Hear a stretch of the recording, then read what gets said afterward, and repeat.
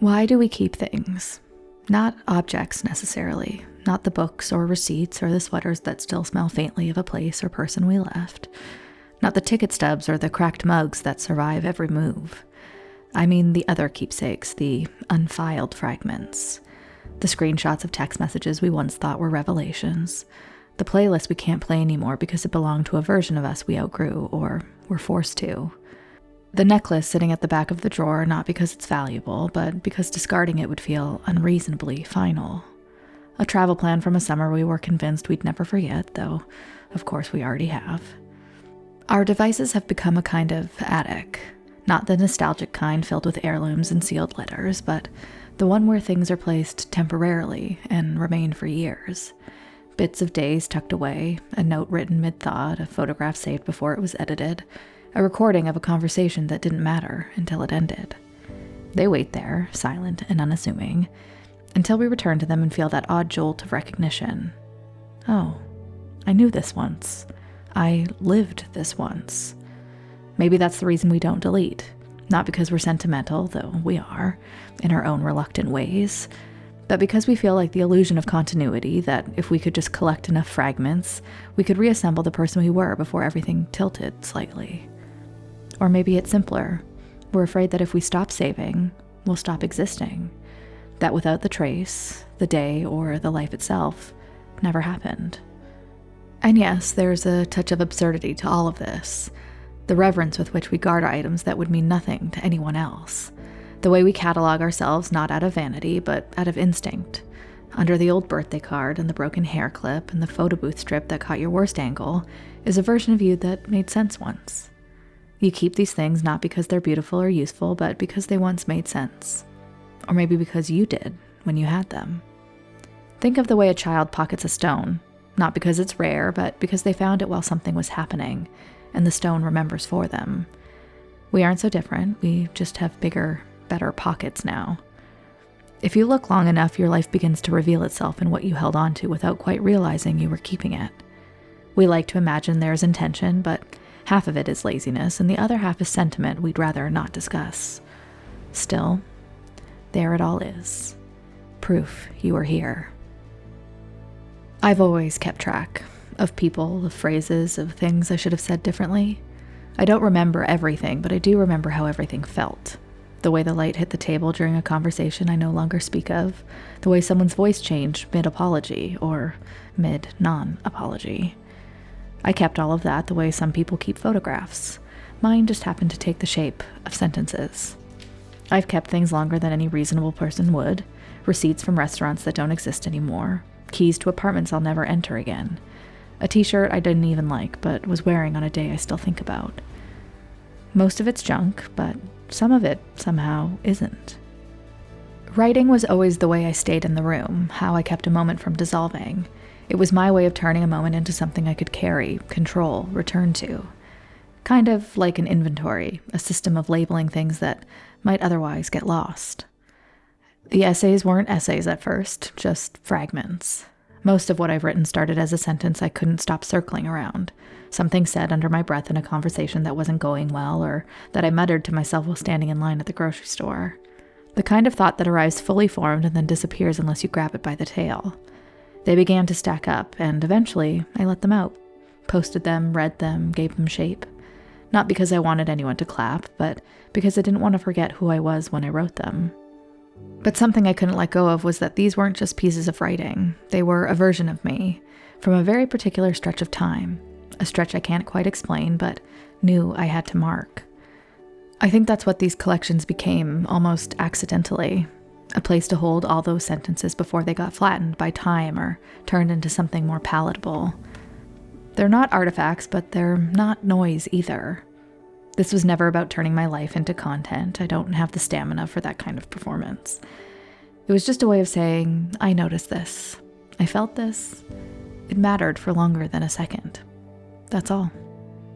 And if you read any of it, if you paused even briefly, then you were in the moment too. Not as an audience, just in it, with me. Maybe that's all these things are in the end. A record of a small interaction, a place where two people recognize something at the same time. And maybe this is just the record we both needed. I used to think the important part was catching things while they were happening, as though life were constantly slipping through my fingers, and I was the only one who had noticed. I treated conversations like historical records in danger of being lost, which, in hindsight, made me insufferable at dinners. I'd pause to mentally underline a sentence someone said, trying to preserve the moment instead of experiencing, but really I was just interrupting it. The irony is almost embarrassing, but it was an earnest impulse, and like most earnest impulses, deeply misguided. Life rarely presents itself in complete thoughts. It arrives half-finished, a little blurry, usually at the wrong time, like someone knocking on the door just as you've sat down. It doesn't wait for you to be ready. You only understand what it was later, when you're not holding on so tightly. Eventually, I realized the moments I tried hardest to hold on to were always the most temporary. The things that stayed were the ones I didn't try to preserve. Apparently, effort was the surest way to lose them. A line someone tossed out while looking for their coat, the faint stale warmth of a room near the end of the afternoon. A look across the dinner table I thought I assumed dissolved with time until it showed up again when I got the whiff of a certain kind of hand soap. Memory is selective in ways I will never understand. I've stopped pretending I have a say. Most of recording a life happens after the fact. Not in the moment, but in the way you tell the story later. At dinner, in the kitchen, on the phone, and suddenly you hear yourself say it differently. The circumstances remain the same, but the interpretation becomes the only thing with a pulse. It turns out we don't archive our lives, we revise them. No one's lying, we've just changed. Who we were when we lived it is never the same as who we are when we remember it. There's no holding anything exactly as it was, there's only the part that insists on being kept. So the how isn't a method or a system, it's simply a willingness to notice what stays. Not out of effort, out of familiarity.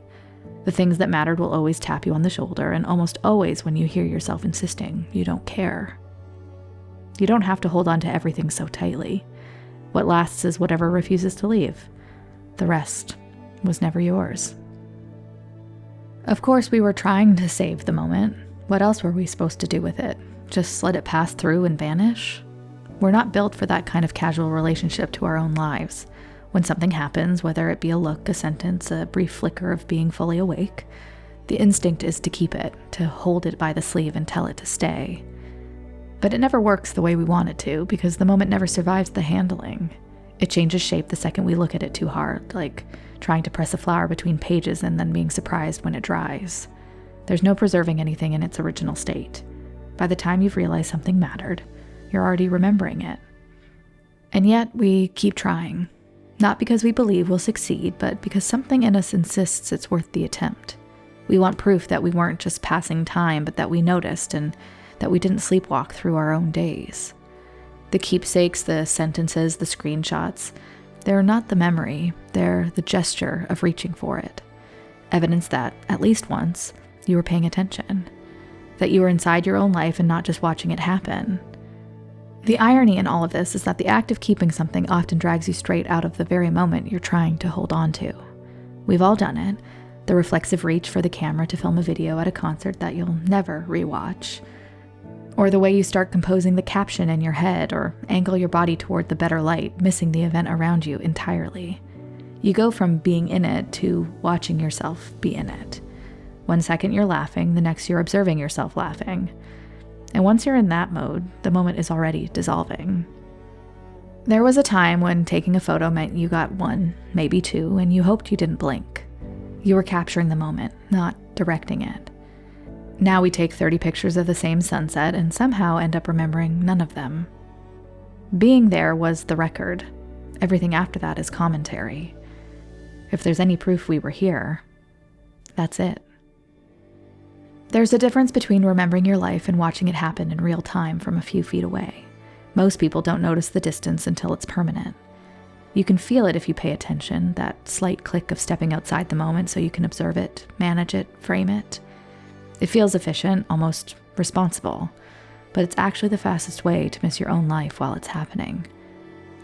The moment doesn't need your supervision. It doesn't need to be curated, captioned, optimized for future consumption, or documented from every angle.